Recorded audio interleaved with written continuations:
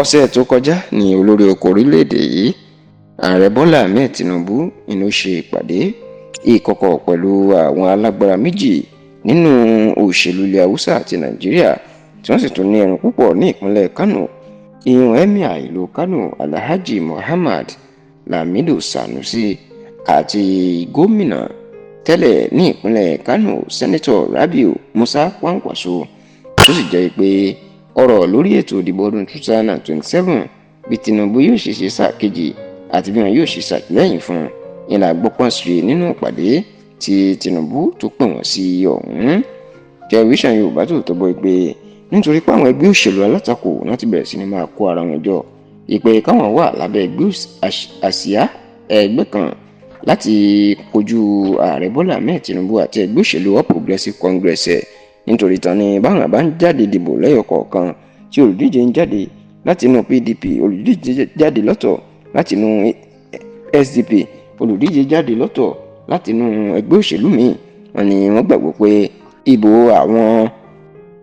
mẹ̀kúnnù àti alátakò yóò tó pín yẹlẹyẹlẹ èyí tí yóò fún Tinubu láàyè láti ráyè di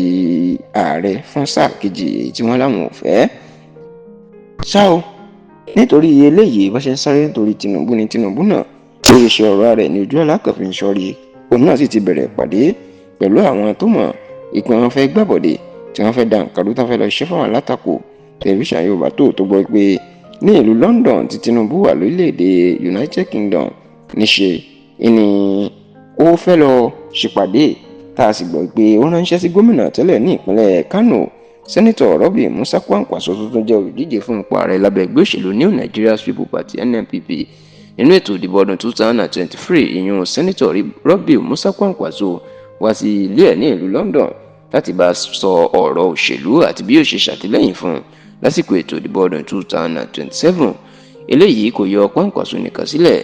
a gbọ́ pé Tinubu náà tún ṣèpàdé pẹ̀lú ọba ìlú Kano Emir of Kano Alhaji Muhammad Sanusi Lamido. bẹ́ẹ̀ la jẹ́ gbọ́ pé Tinubu bẹ̀bẹ̀ fún àtìlẹ́yìn wọn fẹ́tò ìdìbò ọdún 2027. bẹ́ẹ̀ làwọn méjèèjì la gbọ́ pé wọ́n ti ṣèlérí àtìlẹ́yìn wọn fún ààrẹ Bọ́lá Ahmed Tinubu. Tẹlifíṣàn Yorùbá Tòótọ́ gbọ́ wípé